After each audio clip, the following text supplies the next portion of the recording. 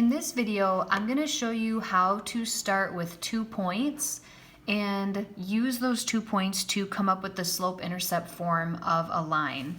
And so there's kind of a progression of steps when you're given 2 points. And the first step is going to be to find slope. And so I'm going to use my slope formula, which is m is equal to y2 minus y1 over x2 minus x1. And now looking at my points, it says I have an x-intercept of 5 and a y-intercept of -3. If you have an x-intercept, that's going to be 5, 0. If you have a y-intercept, that's going to be 0 for the x and the y value is -3. So I'm going to plug these 2 points into my slope formula.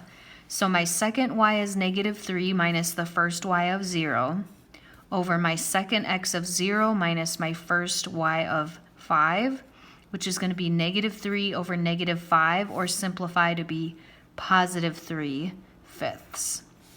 Now, for point slope form, you really only want to pick one point. But because I'm given the y-intercept, I want to use the y-intercept point, because then I can jump right to, because I'm given a y-intercept, I now have my m and my b. I can go right to slope-intercept form. So y equals mx plus b, which would be, for this equation, y equals my m, which is 3/5, and my y-intercept of -3. And so that's going to be this function.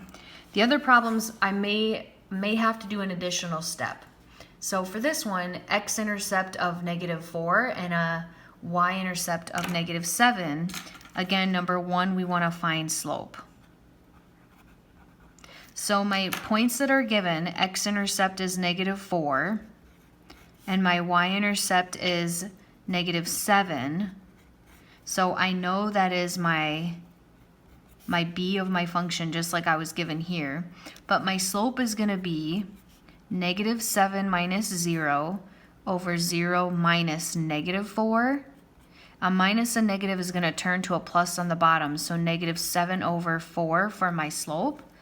And now in my slope-intercept form, because I know my y-intercept was -7, I'm going to have y equals -7/4 x and then -7 for my function. Now in these next two examples, I'm going to have one additional step that I didn't have here, and that's because neither of these points are the y-intercept point. So this one is like one step harder. First, I'm going to find my slope. Then what I'm going to do is use point slope form, because I'm given random points. I'm not given the y-intercept. And then I'm going to transform that into slope-intercept.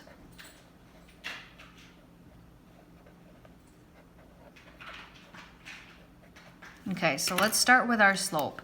Our slope m is going to be y2 of 3 minus y1 of 3 over x2, -1, minus x1 of 2.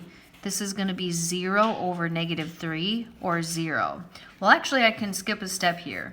Because I have 0 slope, my formula is going to be different, because this is going to be a horizontal line.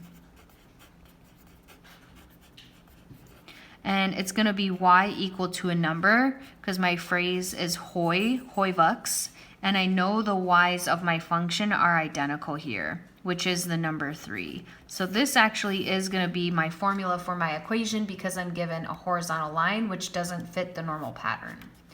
Now again, I'm going to do the same steps. I'm going to start with finding slope. So for this example, I have 7 minus 5, my y value minus y value, now over my x, -2, minus my x of -2. On the bottom, my minus and negative is going to turn into a plus, and I'm going to have 2 divided by 0, which is undefined. So actually, similar to this one, I'm not going to have a point slope form or a slope intercept form, and the reason is because I'm going to have a vertical line. Vertical lines have undefined slope because the 0 is underneath, and those equations are x equal to a number. And if I look at my points, the x value is the same here and here, and that is the number that I'm going to use for my equation. X is equal to -2.